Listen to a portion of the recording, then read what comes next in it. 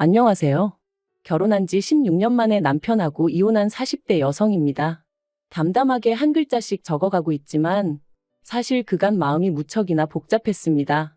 남편이 바람을 피웠다던가 도박을 했다던가 누가 봐도 욕 나올 만한 짓거리라도 했으면 제 마음이 이렇게까지 심란하진 않았을까요? 정말이지 이 상황의 시작이 어머님이라는 게 울화가침입니다. 생각해보면 늘 어머님이 문제셨어요. 남편과 제 사이에서 큰 소리가 나왔다 하면 100이면 100 어머님 때문이었거든요. 남편하고는 18년 전 사촌 오빠의 소개로 만났습니다. 그렇다고 사촌 오빠랑 남편이 얼마나 가까운 친구 사이였냐 하면 그건 아니었고 사촌 오빠도 건너 아는 사람이라 했는데 뭐 회사도 좋은데 다니고 하니까 건실한 청년 같다며 자기 딴에는 아끼는 여동생인 저를 챙겨준답시고 다리를 놔준 거였죠. 아무튼 그렇게 만나게 된 저희는 햇수로 1년을 연애했습니다. 그리고 남편이 어차피 둘 다 서로 확신이 있는데 굳이 시간 낭비할 필요가 뭐가 있냐 하며 결혼 이야기를 꺼냈고 저도 딱히 거절할 이유를 찾지 못했거든요. 그래서 그렇게 지금 생각해보면 조금은 번갯불에 콩구 어먹듯 부부의 연을 맺었습니다. 결혼 당시만 하더라도 양가 부모님이 다 살아계셨고 또 양쪽 다 형편이 빠듯한 것은 아니었기에 저희 친정에서 5천, 시댁에서 1억 해주셨습니다. 참고로 요새야 반반 결혼이니 뭐니 그렇게들 한다지만 16년 전만 하더라도 그래도 그림상이라고 해야 하나 분위기가 얼마라도 남자 쪽이 더 해오는 시기였어요. 그렇지 않으면 남자 쪽은 남자 쪽대로 자존심 상해했고 여자 쪽도 여자 쪽대로 좀 껄끄러워했다고 해야 하나. 적어도 제 주변은 그랬거든요. 그리고 제가 이런 이야기를 하는 이유는 저희 친정에서 시댁보다 부족해서 돈을 덜 해주시고 그런 건 아니었다는 얘기가 하고 싶어서입니다. 추가로 제 연봉이나 남편 연봉이나 크게 차이 나지 않았다는 것도 알려드리고 싶네요. 그런데 그렇게 지원을 받으면 뭐 하나요? 이제 와서 말이지만 저희 시부모님 그 1억 해주시고 정말 어지간히도 사람을 못 살게 구셨습니다. 일단 시작은 당시에 서울에서 작은 아파트 하나 사서 신혼살림 차리고 얼마 되지 않았을 때였어요. 하루는 어머님이 연락도 없이 오셔서는 난데없이 밍크가 갖고 싶다고 하시더라고요. 당신 주변을 보니까 아들 장가 가는데 1억이나 해주고 꼴랑 가방 하나밖에 못 받은 사람은 당신밖에 없다고 하소연을 하시면서 말이죠. 황당했어요. 꼴랑 가방이라고 표현하셨지만 이름난 명품이었고 게다가 신상이니 어쩌니 해서 그 당시에 300만 원 가까이 주고 사드렸었거든요. 하지만 그때는 제가 시집 온 지 얼마 되지도 않았을 때였으니 그런 어머님을 어떻게 대해야 할지 모르겠는 거예요. 그런데 그때 옆에 있던 남편이 대뜸 어머님한테 죄송하다더니 이번 주 안으로 800만 원을 보내드리겠다대요. 그러자 저희 어머님 그제서야 표정 푸시고 저한테 하시는 말씀이 당신 아들 봐서 한번 봐준다나요? 그리고 여기서 끝이 아니었습니다. 이후로도 매달 생활비를 보태달라며 적게는 30만 원, 많게는 50만 원도 받아가셨고 그런 와중에 또 명절이니 생신이니 있으면 그건 그거대로 돈 달라 하시고 솔직히 저나 남편이나 주변에 비슷한 나이대 사람들하고 비교했을 때 결코 적게 버는 돈이 아니었는데도 얼마나 부담스러웠는지 모릅니다. 그러다 결혼한 지 3년차 되던 해 아버님이 폐암 판정을 받으셨어요. 하지만 남편 말로는 한때 이모님이 보험 설계사로 일을 하셨고 그때 어머님 아버님 앞으로 갖가지 보험을 많이 들어놨으니 금전적인 부분은 크게 걱정할 게 없을 거라고 했었죠. 하지만 막상 까보니까 할 말이 없었습니다.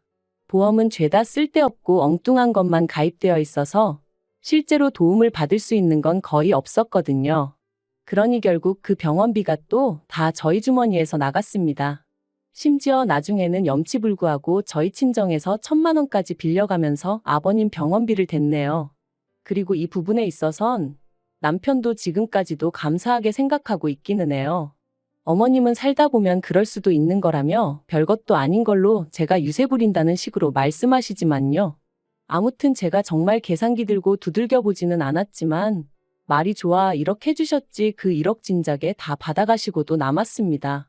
그래도 저희 어머님은 주신 것만 기억하지 당신이 받아가신 건 언제 그런 일이 있었냐는 식이셨지요. 아무튼 아버님이 병원 생활 2년 하시고 돌아가셨고 이후로 저희 친정아버지도 심근경색으로 세상을 떠나셨습니다. 그러면서 양가 어머님 두 분 다 혼자가 되셨고 그렇게 혼자 지내게 되셨어요. 그런데 그렇게 되고 얼마 지나지 않았을 때였네요. 저희 둘째 애가 3살 좀 넘어가면서 잔병 치레가 잦아졌고 그렇다 보니 어린이집에도 못 가는 날이 많아지더라고요. 그런데 문제는 어린이집에 아이를 맡기지 않으면 제가 출근을 할 수가 없잖아요. 그때도 물론 육아휴직이니 뭐니 제도가 없던 것은 아니었습니다만 그게 지금도 눈치가 엄청 보인다죠? 하물며 그럼 10년 전에는 어땠겠어요? 그래서 고민 끝에 어머님께 부탁을 드렸습니다. 참고로 어머님이 사시는 동네는 저희 부부가 사는 곳에서 차로 30분 정도 떨어져 있었거든요. 그래서 아이가 어린이집에 가기 어려울 경우에만 아침에 저희가 아이를 어머님 댁에 내려주고 퇴근길에 들려서 데리고 오겠다 했어요. 당연히 돈도 드리겠다 했고요. 그런데 어머님이 정말 단칼에 거절하셨습니다. 그리고 그 이유가 정말 너무 서운해서 지금도 생각만 하면 울컥하고 우라가 치미는데 당신 운동하러 다니는데 시간 맞추기 불편하다는 거였죠. 참고로 저희 어머님, 아버님 돌아가신 이후로 무슨 물 만난 물고기도 아니고 아주 신이 나서 어쩔 줄 모르시대요. 오만 할아버지들을 만나고 다니시면서 콜라텍이니 등산이니 어쩜 그렇게 하루도 안 빼놓고 놀러를 다니시던지 여러 가지로 대단하다 싶더라니까요. 아무튼 정말 하루도 안 도와주셨습니다. 단 하루도 말이죠. 그리고 결국 그 상황을 보다 못한 저희 친정어머니께서 저희 집 근처로 이사를 와주셨어요. 사실 지금도 생각하면 친정어머니한테는 죽을 죄를 진 것 같아 너무 죄송하고 눈물만 펑펑 나요. 저희 친정어머니는 친정아버지가 돌아가신 이후로 고향으로 내려가서 지내고 계셨어요. 고향에는 그래도 어머님 친척들도 있고 또 오랜 친구분들도 계셔서 심적으로 편하다고 하셨거든요. 그리고 또 땅값이나 집값이 싸다 보니 친정어머니가 좀 여유롭게 생활이 가능하셨죠. 근데 잘 가르쳐 놓은 딸이 애 키운다고 잘 다니던 직장을 관두게 될까봐 노심초사하시다가 결국 서울로 다시 올라오셨는데 그렇다 보니 원래 해놓고 사시던 거에 비해 상황이 너무 누추해지대요. 사람들과의 교류도 적어진 건 당연했고요. 정말이지 딸 하나 어떻게든 도와주시겠다고 여러 가지로 손해를 감수하고 올라와 주신 거였어요.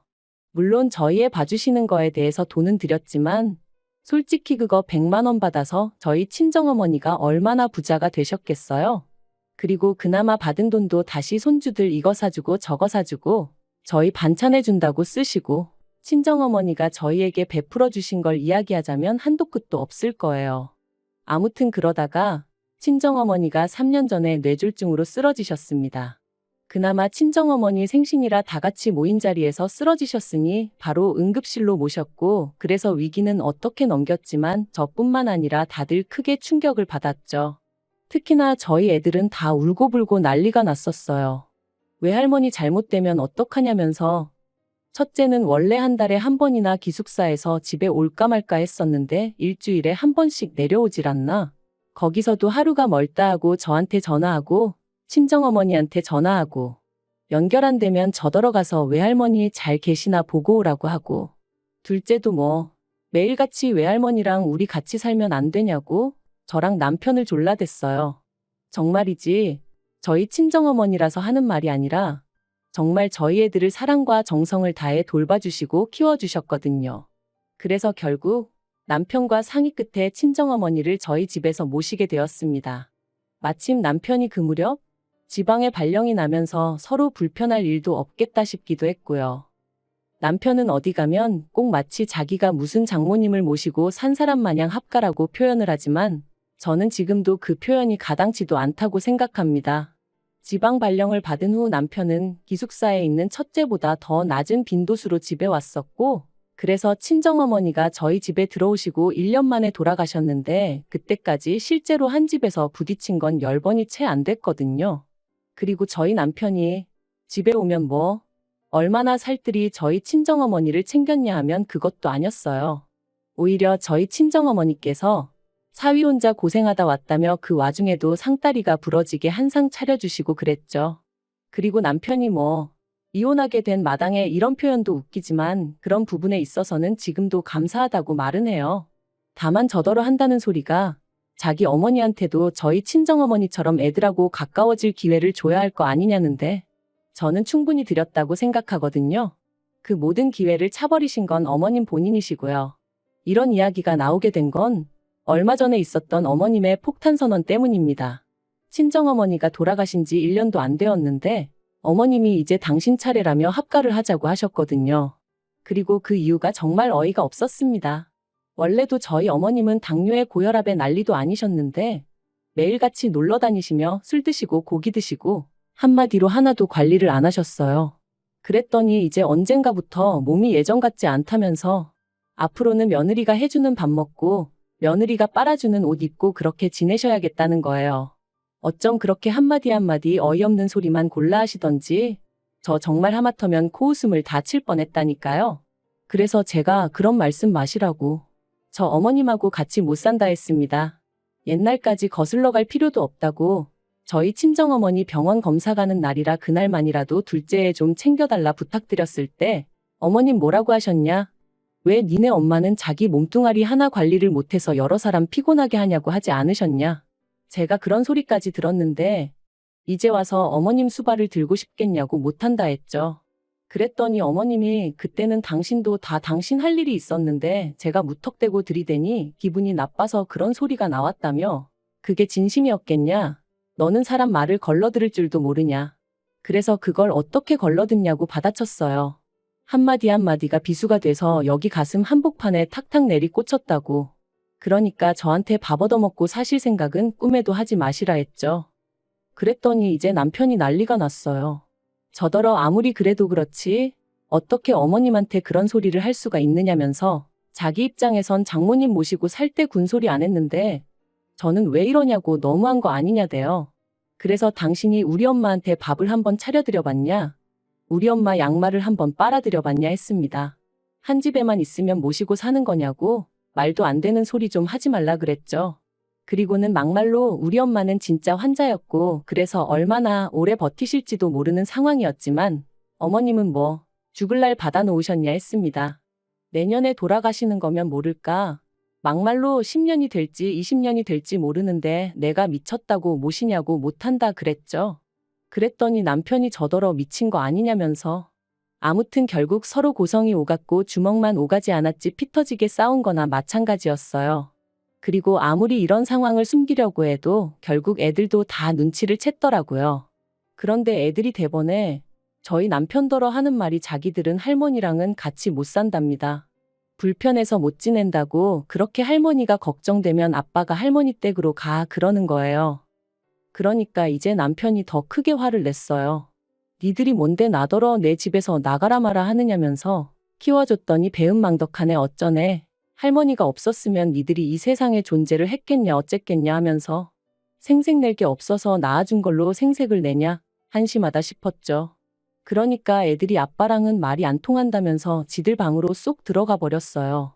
그리고 보통 이렇게 애들하고 남편하고 부딪히면 그래도 결국 제가 나서서 좀 다리가 되어주곤 했거든요.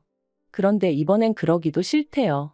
뭐 솔직히 애들이 틀린 말을 한 것도 아니잖아요. 아무리 할머니랑 손자 사이라지만 어느 정도 서로 좀 정도 있고 그래야 같이 지낼 수 있지. 할머니라고 해도 어쩌다 명절이나 애들 생일 때 돈 10만 원 쥐어주신 게 전부인데 애들 입장에서 거기서 할머니의 정을 느꼈으면 얼마나 느꼈겠어요.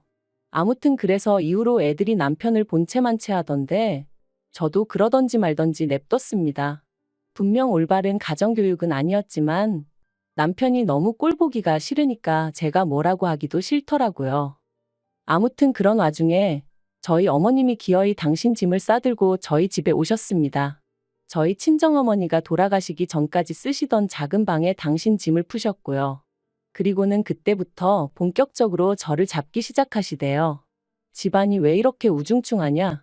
반찬이 이게 뭐냐? 빨래를 왜 매일 안 하냐? 솔직히 제 입장에선 기도 안 찼습니다. 어머님이 살림을 얼마나 똑부러지게 하시던 분도 아닌데 그렇다고 제가 무슨 갓 시집온 새색시도 아닌데 말도 안 되는 꼬투리를 잡아대시니 환장할 노릇이었죠. 그래서 결국 남편에게 우리냐 아니면 어머님이냐 둘 중 고르라 했습니다. 그랬더니 저더러 미쳤냐고 고르긴 뭘 고르냐면서 저만 좀 양보하고 이해하면 다 잘 지낼 수 있는데 제가 일을 크게 만든다대요. 그래서 결국 절이 싫으면 중이 떠나야지 하는 마음으로 제가 나가겠다 했어요. 집이야 뭐 이혼하게 되면 나라에서 알아서 재산 분배해 줄 것이고 어차피 공동명의라 남편 마음대로 할 수도 없는 상황이었으니까요. 그리고 저는 친정어머니가 남겨주신 재산도 있고 그래서 그걸로 작은 빌라나 하나 얻어서 일단 들어가야겠다 싶었죠. 그런데 문제는 애들이 자기들도 저를 따라가겠다고 들더라고요. 죽어도 아빠랑 할머니랑은 못 산다면서. 그래서 그래, 한번 셋이서 잘 지내보자 하고는 남편에게 통보했어요. 애들하고 나하고 셋이 나갈 테니 어머님하고 둘이 한번 잘 지내보라고 당신 말대로 장모님하고도 합가 잘했으니까 친엄마인 어머님하고는 뭐가 어렵겠냐고 그랬죠. 그랬더니 남편이 정말 이렇게까지 해야 하냐면서 자기야말로 저처럼 독한 여자랑 못 살겠다고 이혼하자대요. 그래서 순식간에 완전히 남남이 되었어요. 그런데 웃긴 건 이 시간 동안 저희한테 이혼은 하지 말라고 극구 말린 사람이 딱 한 명 있었는데 그게 어머님이셨습니다. 그런데 이혼한 지 오늘로 한 달도 채 안 됐는데 남편이 벌써부터 죽는 소리를 합니다. 하루가 멀다 하고 문자며 전화며 해대서는 만나서 이야기 좀 하자. 어머님이 완전히 달라지셨다 나도 예전에 내가 아니다. 하지만 그러던지 말던지 제 마음이 완전히 차갑게 식어서 그런가? 그런 남편이 꼴사납고 우습기만 할 뿐 불쌍한 마음은 하나도 들지 않네요. 게다가 듣자 하니 어머님이 그간 그렇게 합가하려고 애를 쓰셨던 이유가 매번 당신 죽으면 집은 저희 줄 거라며 거들먹거리셨는데 그 집이 전세도 아니고 월세였더라고요. 사귀던 할아버지가 있었는데 그분한테 잘 보이려고 비싼 골프용품을 어지간히 사다 바치셨던 모양입니다. 그 할아버지도 그 연세에 재혼을 미끼로 저희 어머님을 꼬여내셨던 모양이던데 뭐라 할 말이 없더라고요. 남편도 그 이야기를 하는 내내 속 터져 미치겠다고 울분을 삭히지 못했고요. 아무튼 뭐 그러니 이제 그나마 월세 내는 것도 빠듯해서 저희 집에 들어오려고 하셨던 건지. 솔직히 그 속이야 어머님만 아시겠죠. 저는 이제 관심 없어요. 남편한테 그간 못한 효도한다 생각하고 어머님한테 잘해드리라 한마디 했고 마음 같아선 핸드폰 번호도 바꿔버릴까 했지만 애들 때문에 그건 현실적으로 좀 어렵겠더라고요. 어떻게 마무리를 해야 하나 싶은데 이렇게 사는 사람도 있습니다.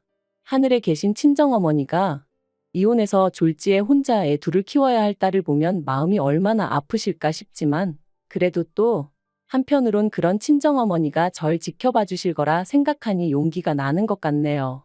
보란듯이 잘 살아볼게요.